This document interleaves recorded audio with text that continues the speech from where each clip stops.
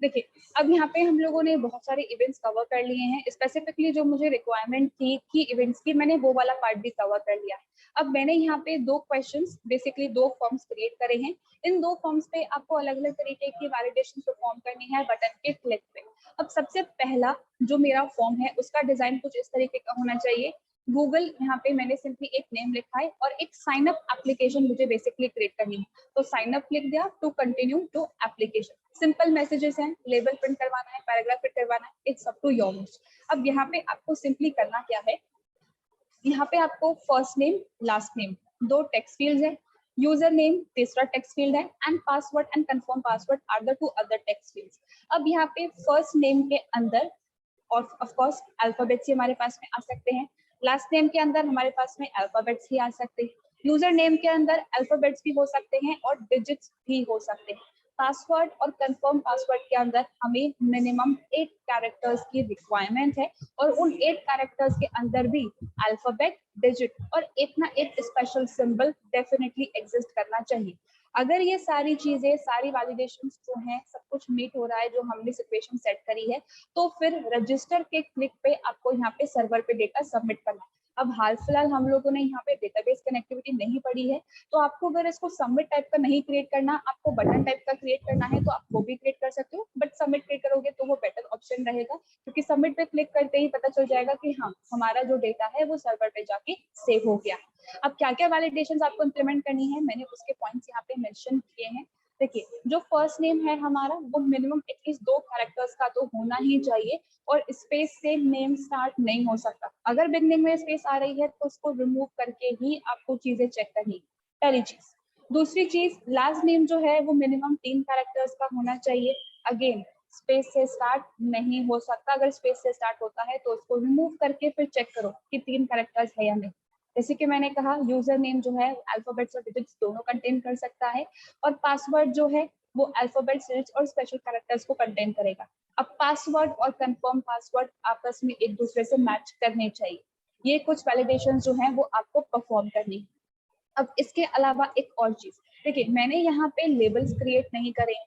कुछ कुछ फॉर्म्स के अंदर हमारे पास में ऐसा होता है कि पहले लेबल क्रिएटेड होता है और फिर टेक्स्ट फील्ड आता है, जैसे कि हमने अभी तक इम्प्लीमेंट किया है, ताकि यूजर पढ़ के समझ जाए कि उसे क्या इम्प्लीमेंट करना है। लेकिन हर फॉर्म में जरूरी नहीं है कि ये कंसेप्ट फॉलो हो।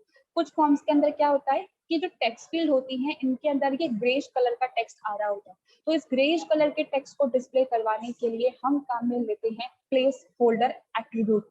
आई होप आप सब लोगों को पता है प्लेस होल्डर कैसे काम करता है। अगर नहीं पता है तो हम अभी एक एग्जांपल के अंदर देखेंगे तो आपको पता चल जाएगा। अब होता क्या है कि ग्रेस कलर के अंदर ही टेक्स्ट डिस्प्ले हो रहा है, जैसे ही हम इस टेक्स्ट बॉक्स पे क्लिक करेंगे और कुछ डेटा टाइप करने का ट्राई करेंगे तो ये ग्रेश टेक्स्ट ऑटोमेटिकली हट जाएगा। तो कुछ इस तरीके की वर्किंग होती है जिसे हम प्लेस होल्डर कहते हैं। बेसिकली यूजर को वो इंडिकेट करता है कि किस टाइप की वैल्यू उसे इनपुट करनी है। अब जितने लोगों को प्लेस होल्डर में कंफ्यूजन है, हम एक बार इम्प्लीमेंट करके देख लेते हैं ताकि आपको प्रॉब्लम नहीं आए। देखिए, ये टेक्स्ट फील्ड मैंने क्रिएट कर रखी है जो अभी मैंने आपको बताया, सबमिट पास।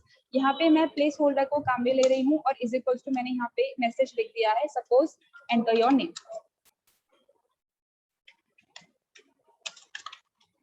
तो अब जब हम इस प्रोग्राम को एग्जीक्यूट करेंगे तो जो हमारे पास में पहला टेक्स्ट फील्ड आ रहा होगा उसके अंदर देखिए ये ग्रेश कलर के अंदर टेक्स्ट डिस्प्ले हो रहा है। अब मैं यहाँ पे अगर कुछ डेटा टाइप करने लगूंगी तो यहाँ पे मेरे पास में वो ग्रेश टेक्स्ट हट चुका है, और अगर मैं यहाँ पे इस पूरे डेटा को रिमूव कर दूंगी तो फिर से ग्रेश टेक्स्ट आ गया। तो ये प्लेस होल्डर वाला पार्ट आपको उस प्रोग्राम के अंदर इम्प्लीमेंट करना है। तो आई होप पहला असाइनमेंट और इसके वैलिडेशन सबको क्लियर है क्या क्या करना है।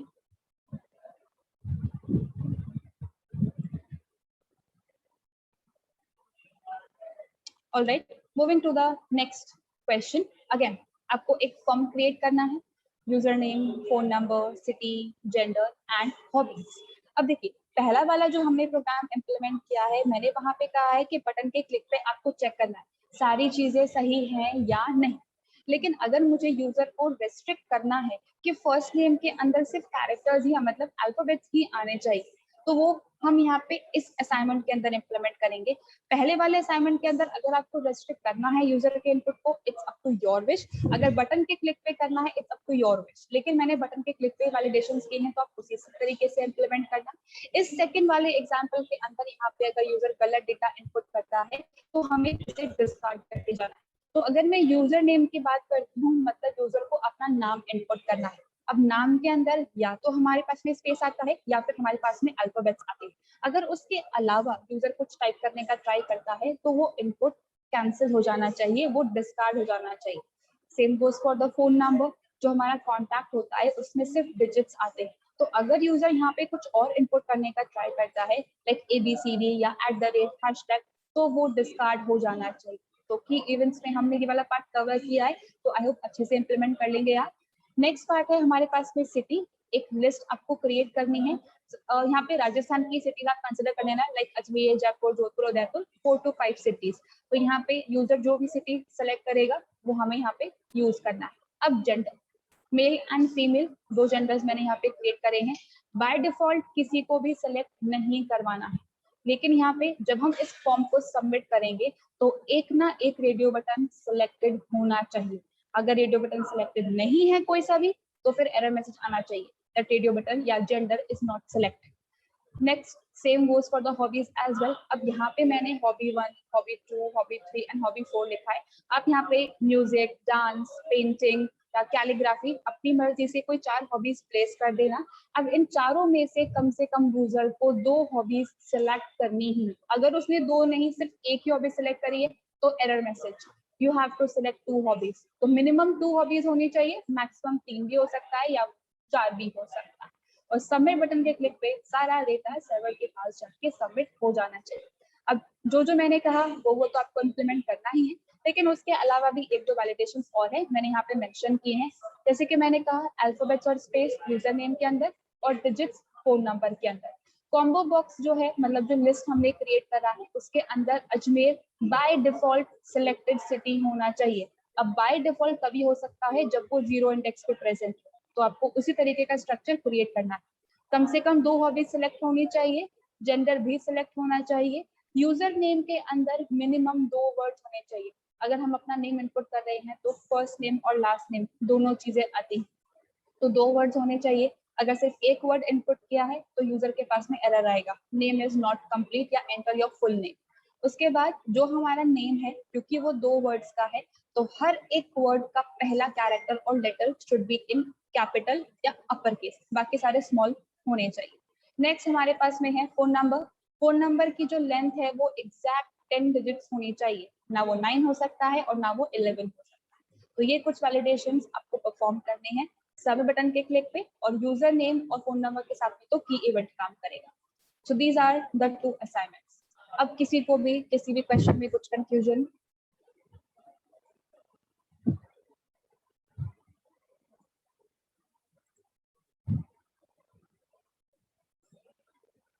ऑलराइट देन, फिर हम एग्जांपल स्टार्ट कर लेते हैं।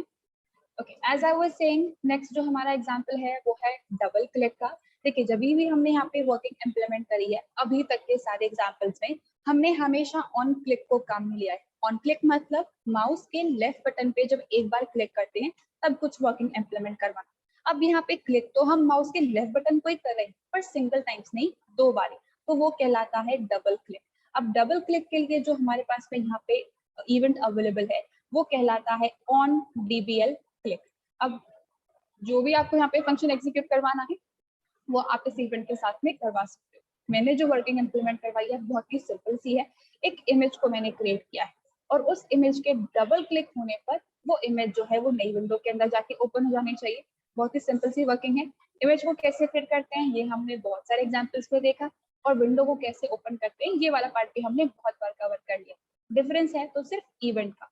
अब same as all the examples, HTML head, title and body tag को मैंने स्टार्ट कर लिया है। उसके बाद मैंने IMG टैग को स्टार्ट किया है, SRC जिसका mountain.jpg है, हाइट और विड्थ को मैंने 100x100 सेट किया है, और इवेंट है मेरा ऑन DBL क्लिक, जिसके साथ में मैंने चेंज इमेज नाम के फंक्शन को कॉल किया है, और मैंने यहाँ पे दिस कीवर्ड को भी काम में लिया है। दिस कीवर्ड क्या करता है, जो करंट एलिमेंट है यानी कि करंट टैग है उसके रेफरेंस को पास करने का काम करता है। तो जब रेफरेंस हमारे पास से पास हो जाएगा तो document dot gate element by ID की हमें रिक्वायरमेंट नहीं होगी। आप चाहो तो उसको भी काम में ले सकते हो, फिर उस केस में दिस कीवर्ड के बजाय हमें ID एट्रिब्यूट को काम में लेना होगा। Now IMG tag is followed by script tag. Function keyword मैंने लिखा है चेंज इमेज, मेरे फंक्शन का नाम, और यहाँ पे मैंने लिखा है एस वेरिएबल। जैसे कि मैंने आपको कहा था कि यहाँ पे जब हमारे पास में कोई रेफरेंस पास हो रहा है तो कोई भी वैल्यू अगर हमारे पास में आ रही होती है तो उसे स्टोर करवाने के लिए कोई वेरिएबल क्रिएट करना पड़ता है। तो यहाँ पे मैंने एस नाम का वेरिएबल क्रिएट किया है। अब करना क्या है, इस इमेज का जो भी एसआरसी है यानी कि जो भी पाथ है उसे हमें मेंशन कर देना है ब्राउजर के अंदर ताकि वो इमेज हमारी ओपन हो जाए। तो नई विंडो को ओपन करवाने के बाद ही हमें ये वर्किंग इम्प्लीमेंट करवानी। तो window dot open S dot SRC, image का रेफरेंस है एस के अंदर और एसआरसी की हमें वैल्यू चाहिए तो एस डॉट एसआरसी। तो माउंटेन डॉट जेपीजे का पाथ जो है वो इधर आके सब्स्टिट्यूट हो जाएगा। अब सेकेंड आर्ग्यूमेंट, मुझे नई विंडो ओपन करवानी है, करंट को रिप्लेस नहीं करवाना, यानी कि डिफॉल्ट अंडरस्कोर ब्लैंक कोई काम में लेना है। तो चाहो तो मेंशन करो और else you can skip it, क्योंकि डिफॉल्ट अंडरस्कोर ब्लैंक ही काम करता है। लास्ट में आते हैं स्पेसिफिकेशंस। तो मैंने यहाँ पे हाइट और विड्थ को 200 बाय 200 सेट कर दिया। अब अगर हम इस प्रोग्राम को एग्जीक्यूट करके देखें तो सिंपल इमेज हमारी डिस्प्ले होगी। इसको मैं अगर एक बार क्लिक कर रही हूँ, लाइक मैंने एक सिंगल टाइम्स क्लिक किया है, तो कुछ भी वर्किंग नहीं होगी। मैं डबल क्लिक करूंगी तभी यहाँ पे मेरे पास में एक नई विंडो ओपन होगी और फिर ही उस पर इमेज डिस्प्ले हो होगी। देखिए नई विंडो मेरी आ गई है, चाहो तो मैं इसे मैक्सिमाइज भी कर सकती हूँ और चाहो तो मिनिमाइज भी और क्लोज भी। तो जब डबल क्लिक करेंगे तभी नई विंडो ओपन होगी, सिंगल क्लिक पे कुछ भी काम नहीं। That's how you can use double click event with a image. इस प्रोग्राम के अंदर किसी को कुछ भी कंफ्यूजन?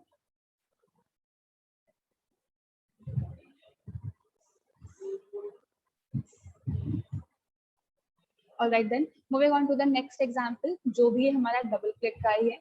देखिए मैंने यहाँ पे जिस तरीके से इमेज के साथ में डबल क्लिक इंप्लीमेंट किया है, same process will go on for table, division and paragraph tags as well. Basically जितने भी एलिमेंट्स हैं उनके साथ में हम सेम तरीके की वर्किंग इंप्लीमेंट करवा सकते हैं, लेकिन कुछ टैग्स के साथ में जो डबल क्लिक है वो थोड़ा सा डिफरेंटली काम करता है। अब डिफरेंटली का मतलब क्या है, मान लीजिए मैंने यहाँ पे एंकर टैग और बटन टैग को क्रिएट किया हुआ, ठीक है, input tag is equals to button and anchor के लिए हम लोग ए टैग लिंक को क्रिएट कर रहे हैं बेसिकली।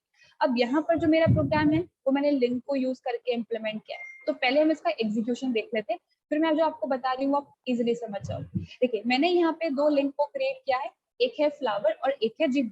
बेसिकली होता क्या है, चाहे मैं लिंक को एक बार ही क्लिक करूँ या मैं लिंक को दो बार ही क्लिक करूँ, वो क्या करेगा, हमारा जो भी पाथ या फाइल या इमेज जो हम ओपन करवाना चाहते हैं वो यहाँ पर ओपन हो जाएगी।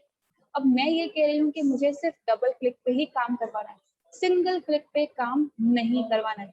लेकिन लिंक तो अलग तरीके से बिहेव करता है, तो चाहे आप इस पे सिंगल क्लिक करो, देखिए इमेज हमारी ओपन हो गई है, या फिर आप इस पे डबल क्लिक करो, देखिए फिर भी हमारी इमेज ओपन हो गई। तो मुझे ये सिंगल और डबल दोनों काम नहीं करवाने, सिर्फ एक ही काम करवाना। तो एंकर टैग के साथ में थोड़ा सा अलग तरीके से बिहेव कर रहा है। Same goes for the button as well. Button के क्लिक पे अगर मैंने कोई फंक्शन को एग्जीक्यूट करवाया है तो एक बार बटन पे क्लिक करूंगी तो फंक्शन एक बार एग्जीक्यूट होगा, लेकिन अगर मैं बटन को यहाँ पे दो बार क्लिक कर देती हूँ तो क्या होगा, दो बार ही फंक्शन कॉल हो जाएगा।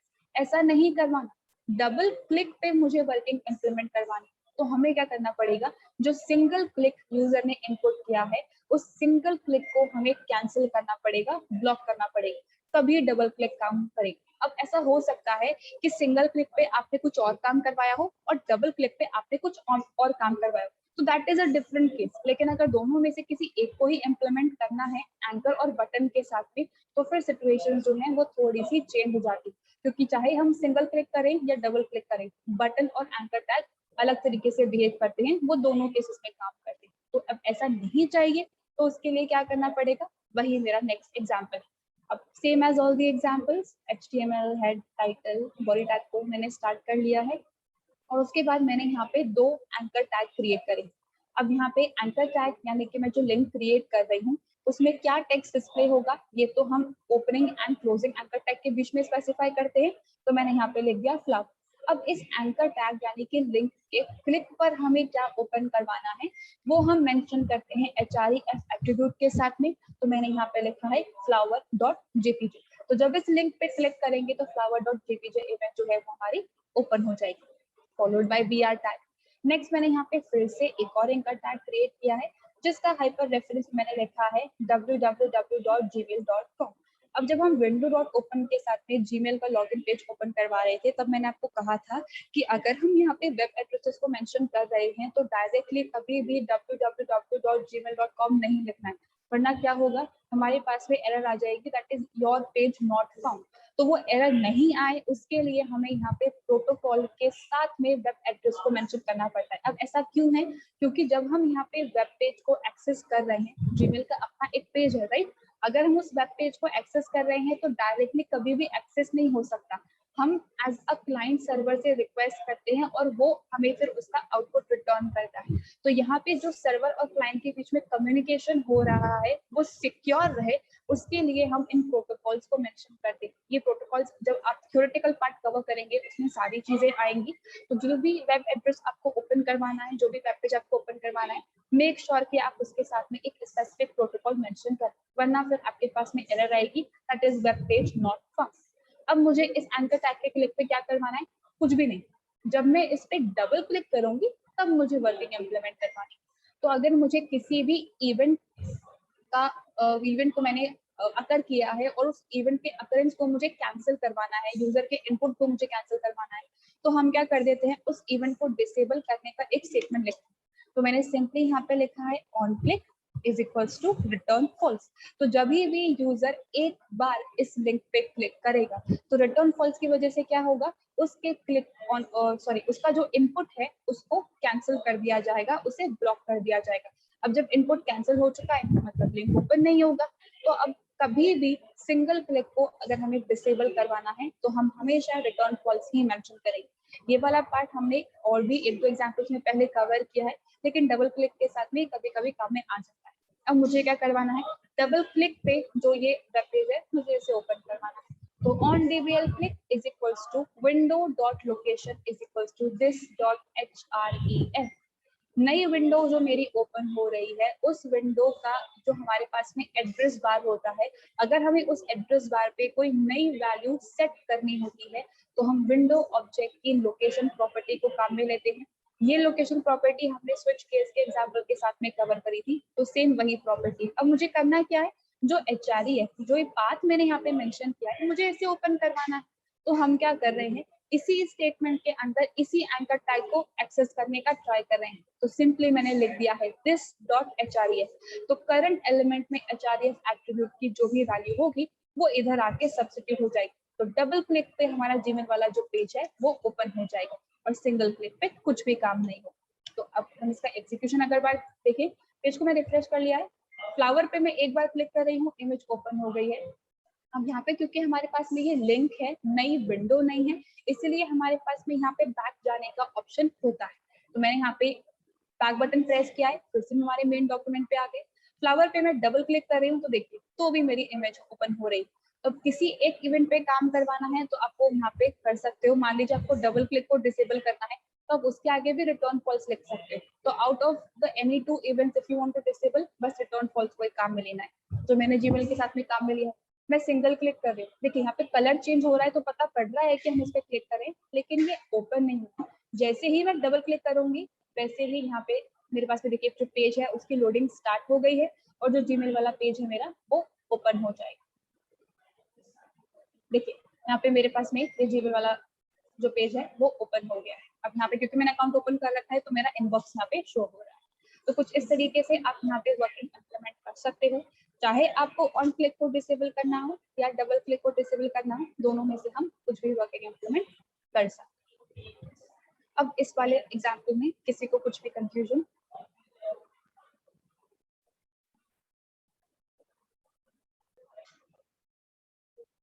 ना, नेक्स्ट एग्जांपल है जो है हमारा वो है मार्केट टैग का। अब मार्केट टैग आप सब लोगों ने एचटीएमएल के अंदर पढ़ा हुआ है, स्क्रॉलेबल टेक्स्ट या स्क्रॉलेबल एलिमेंट जैसा अगर हमें कुछ वर्किंग इम्प्लीमेंट करवाना होता है तो हम क्या करते हैं, वहाँ पे मार्केट टैग को काम में लेते हैं। फॉर एग्जाम्पल मैं आपको एग्जीक्यूट करके बताती हूँ।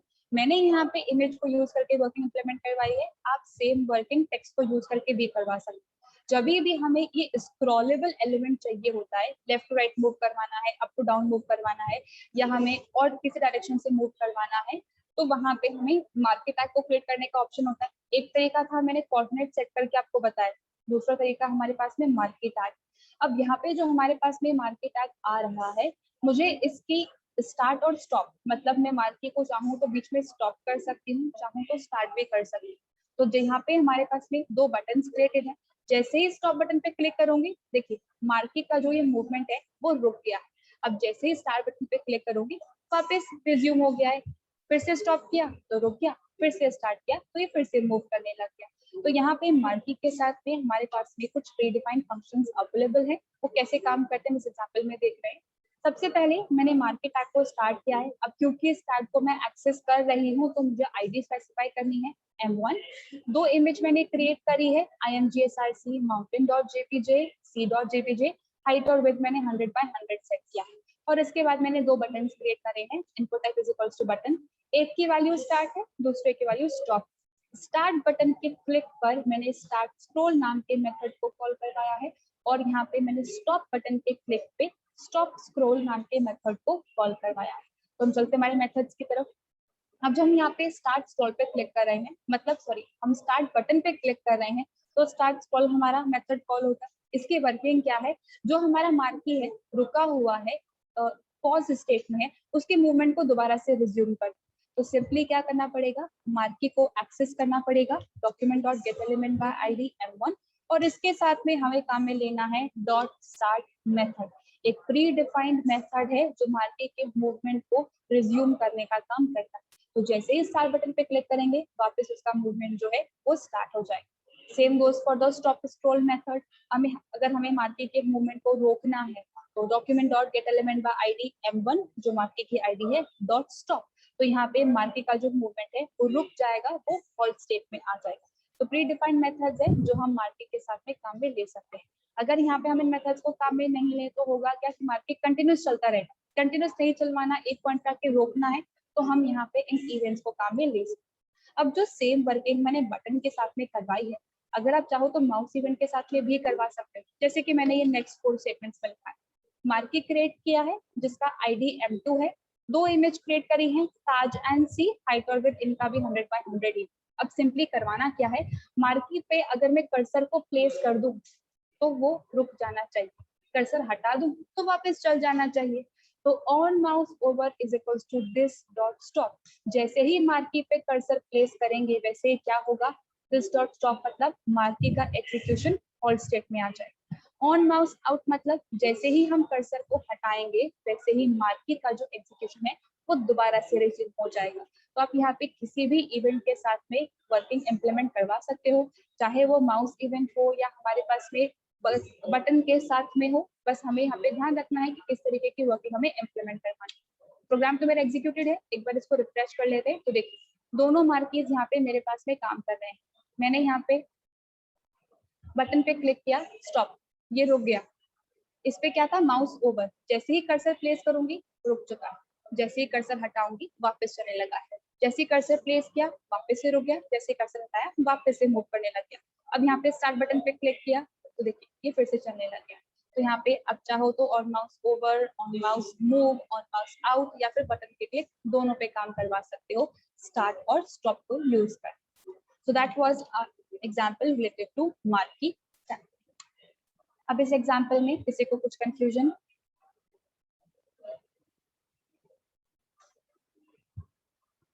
आज के लिए इतने ही एग्जाम्पल्स रखते हैं। एक बार आप ट्राई करके देखना सारे क्वेश्चंस। किसी को कुछ प्रॉब्लम आता है then let me know in the next session. Okay, thank you everyone.